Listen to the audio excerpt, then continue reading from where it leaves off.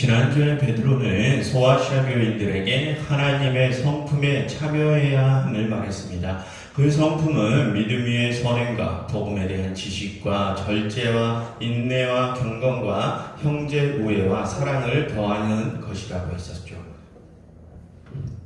베드로가 소아시아 교인들에게 그러한 하나님의 성품을 닮아야 한다고 한 이유는 지금 소아시아 교인들이 거짓 교사들의 현혹에 넘어가서 육체적인 타락의 길을 가고 있기 때문이었습니다.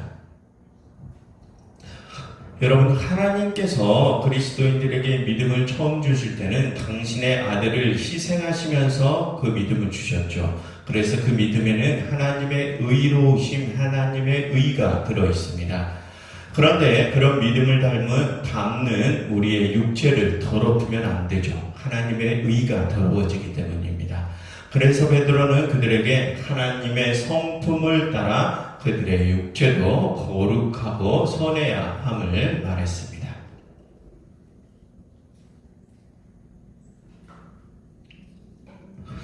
그리고 오늘 베드로는 그렇게 그리스도인들이 하나님의 성품을 닮을 때 어떠한 결과가 찾아오는지에 대해서 말합니다.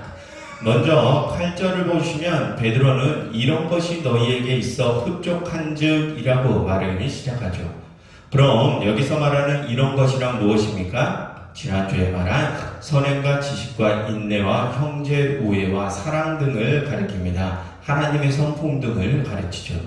그런 하나님의 성품들이 있을 때 흡족하다라고 합니다.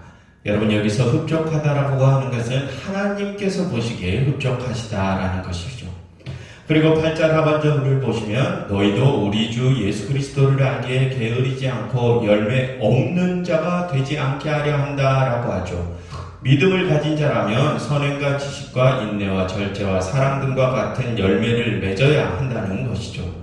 그리고 그런 열매를 맺는 것이 그리스도를 아는 것이라고 합니다. 여러분, 우리는 그리스도를 아는 것을 그리스도가 하나님의 아들이고 이 세상의 참 왕이심을 인정하는 것 정도로 생각하는 경향이 있죠.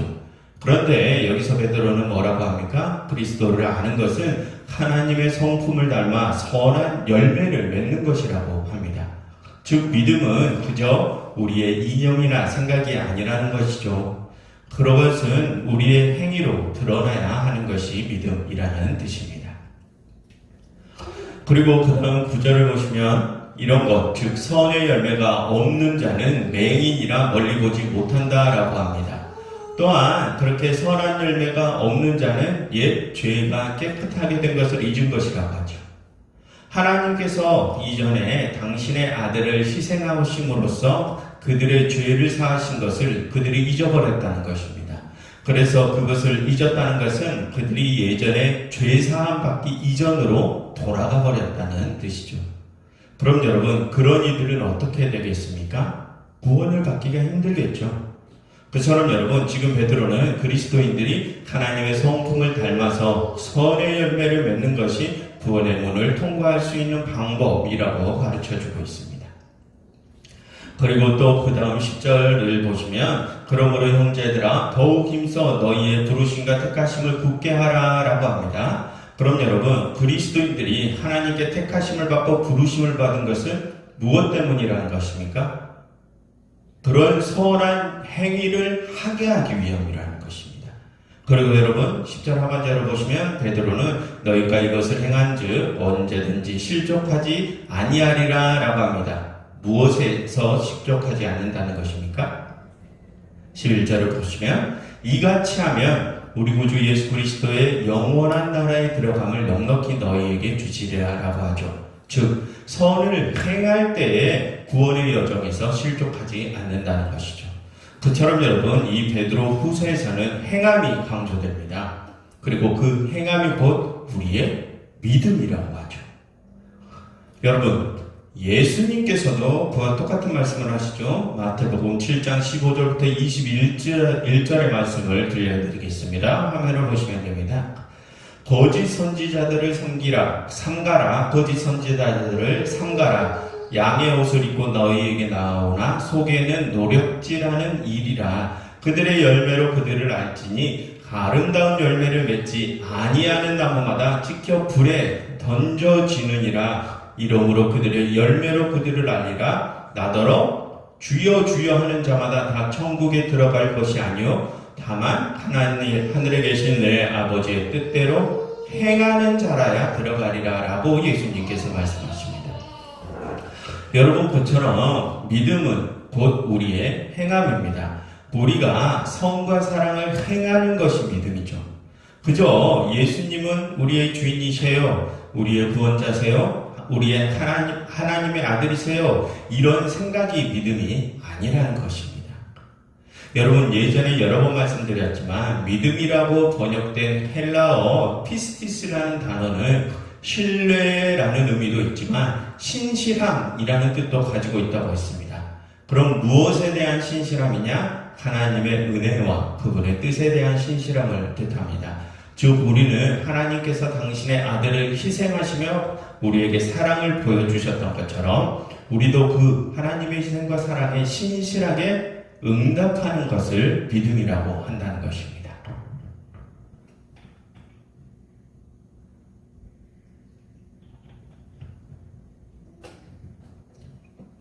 여러분, 잠시 다른 말씀을 드리면, 여러분, 우리 한국교회는 여러 교단들이 많지 않습니까?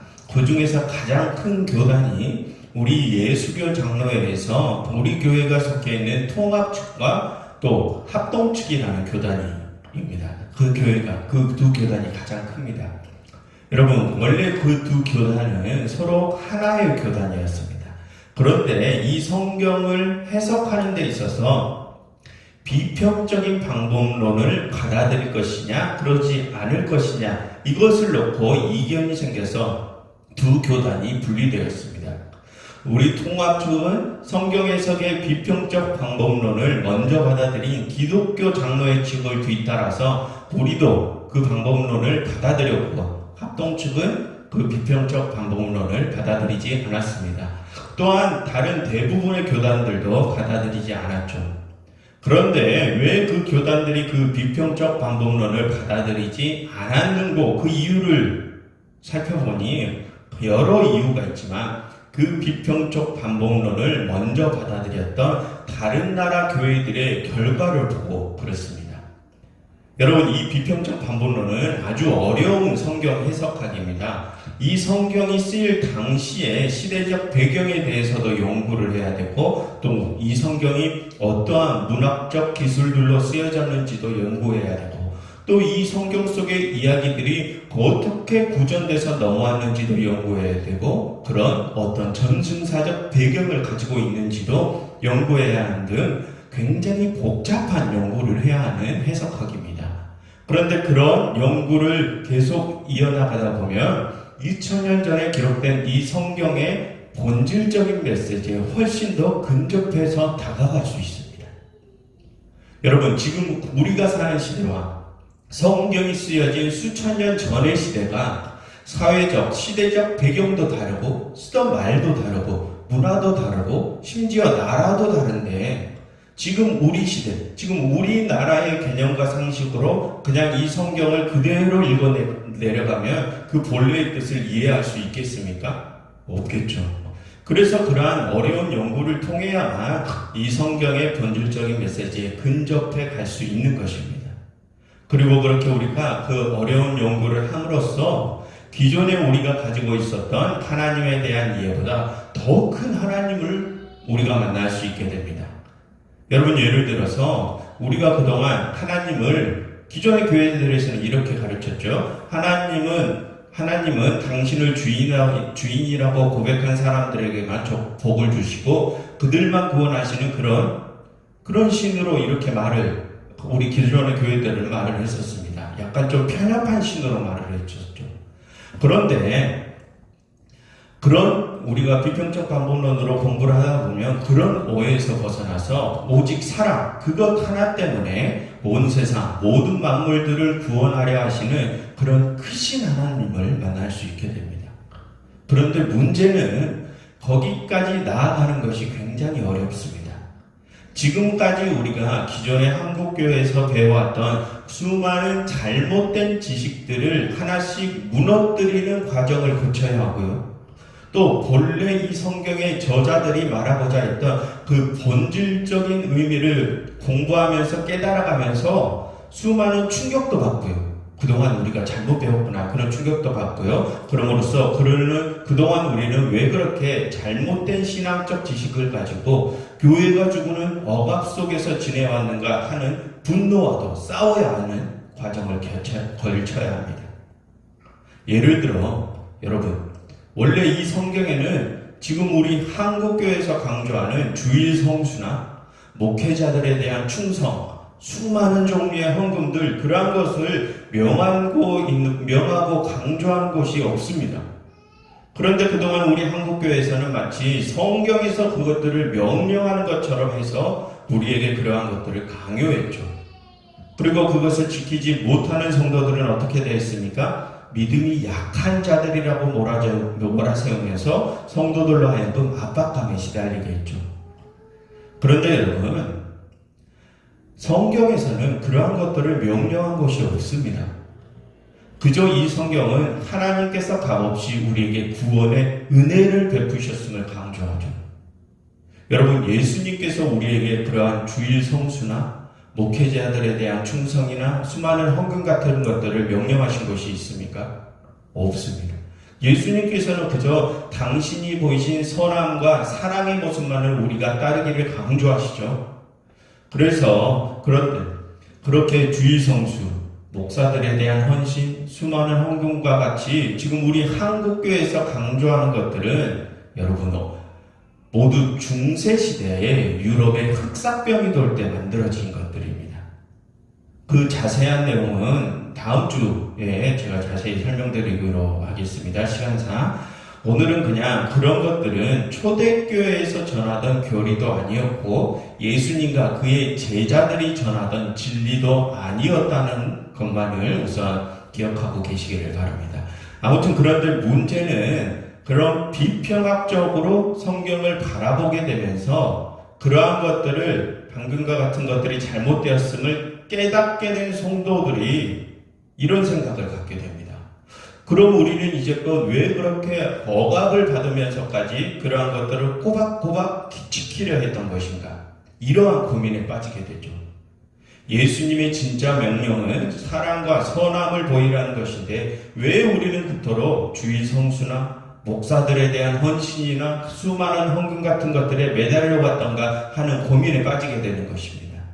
그래서 그동안 교회들에서 그러한 것들을 강요받던 것에 반감이 일어나서 교회에 예배드리러 나오지 않는 이들이 생기게 된 것입니다.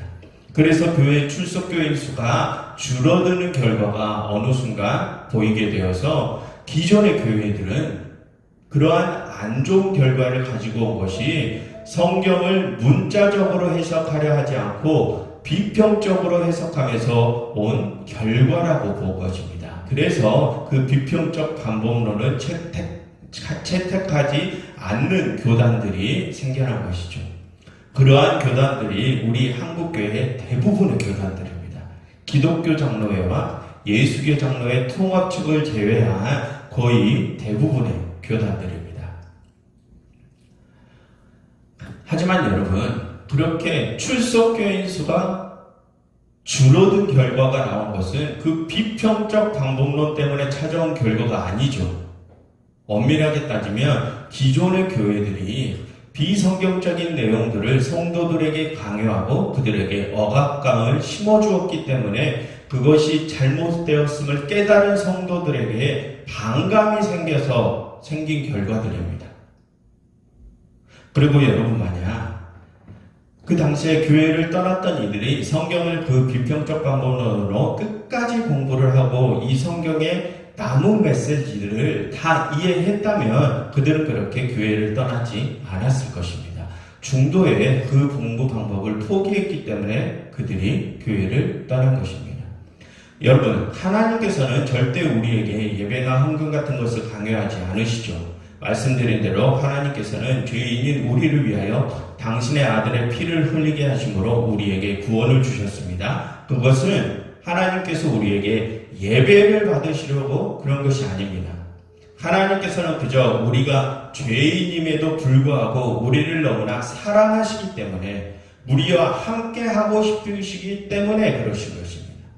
그래서 하나님께서는 우리에게 무엇을 바라시는 것이 아니라 그저 우리가 서로 사랑하며 행복하고 평안하게 살기를 바라시는 것입니다. 여러분, 그렇게 우리가 서로 사랑하며 평안하게 행복하게 사는 것은 하나님 당신을 위한 것이 아니죠. 누구를 위한 것입니까? 우리를 위한 것입니다. 그처럼 하나님께서는 우리를 그저 사랑만 하시는 분이십니다. 그런데 여러분, 아까 본문에서 살펴보신 것처럼 예수님께서는 그와 조금 다른 듯한 말씀을 하셨죠. 우리가 하나님의 그 크신 은혜에 응답을 드려야 함을 말씀하셨습니다. 그리고 그 응답은 우리의 선행과 사랑이라고 하셨죠.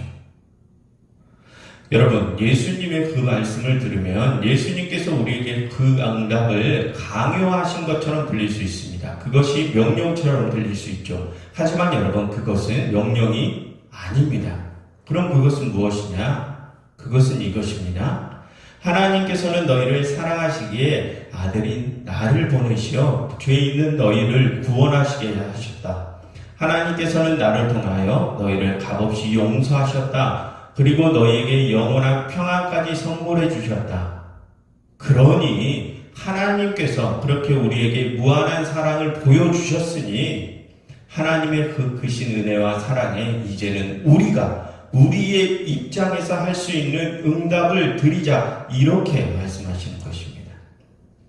그래서 예수님과 그의 제자들은 하나님께서 그들에게 희생을 강요하지 않았음에도 불구하고 하나님의 그 크신 은혜를 너무도 뼈저리게 느꼈기 때문에, 그 제자들은 하나님의 사랑을 너무도 뼈저리게 느꼈기 때문에 그들 스스로 자신들의 희생을 감내한 것입니다.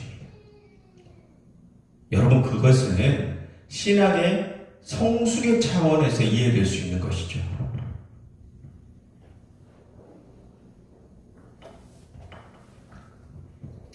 여러분, 하나님께서 우리에게 내가 너희를 구원했으니 너희는 그저 평안하고 행복하게 지내라 라고 말씀하신다고 해서, 그래, 이제 나는 나의 평안과 행복을 위해 살아갈 거야. 그동안 주일 성수는 괜히 했네. 하나님 명령도 아니었는데.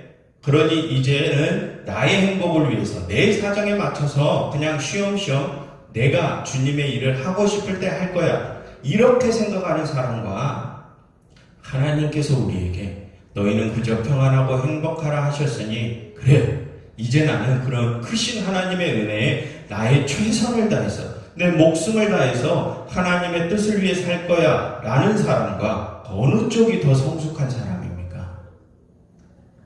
그리고 여러분, 주일 예배에 참석하는 것도 그런 신앙의 성숙의 차원에서 한번 생각해 보십시오.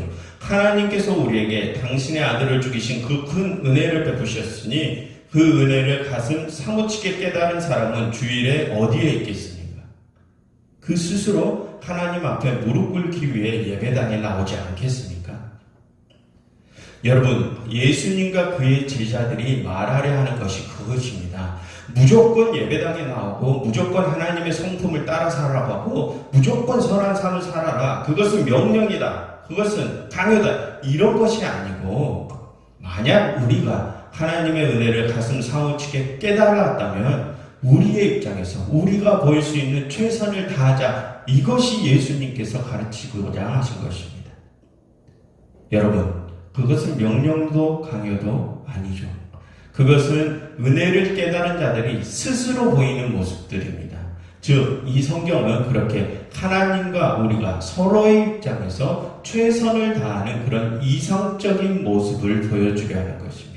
그것이 성경을 비평적인 방법으로 공부를 마지막까지 끝마친 자들이 깨달을 수 있는 것들입니다.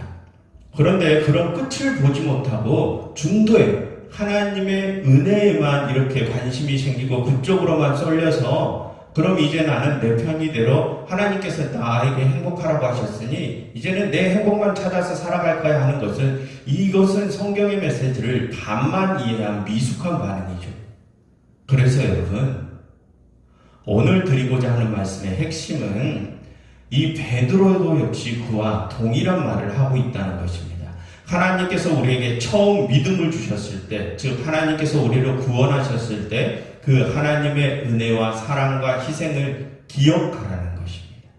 그리고 그 은혜와 희생과 사랑을 우리도 닮음으로써 우리도 하나님께 응답을 드리자는 것입니다. 여러분, 그것은 강요가 아닙니다. 그래서 여러분, 지금 내가 어떤 수준의 신앙에 있는지는 내가 얼마나 최선을 다해 하나님의 뜻을 위해 일하고 있는지를 보면 알 수 있습니다.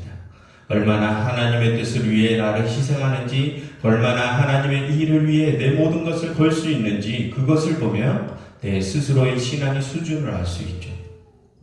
여러분, 바울과 베드로와 같은 예수님의 제자들을 보면 자신들의 목숨도 아까워하지 않고 예수님께서 지신 십자가의 길을 그대로 따랐죠.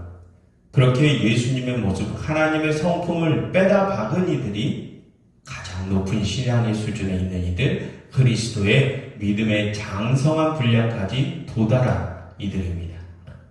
그러니 여러분, 우리도 그런 사도들의 뒤를 따라서 그리스도의 장성한 분량까지 우리의 믿음과 신앙의 수준을 높여갔으면 좋겠습니다.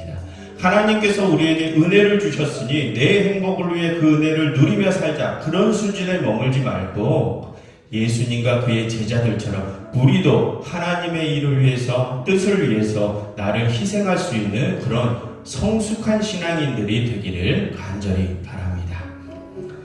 여러분, 이 시간 이렇게 함께 기도하면 좋겠습니다. 하나님, 저희의 모습이 당신의 성품을 담게 해주세요. 그래서 저희의 모습으로 하나님의 구원을 받은 자들이 어떤 자들인지를 세상에 증거하게 해주세요. 그래서 더 많은 이들이 당신의 품으로 돌아올 수 있게 해주세요. 라고 함께 기도하면 좋겠습니다.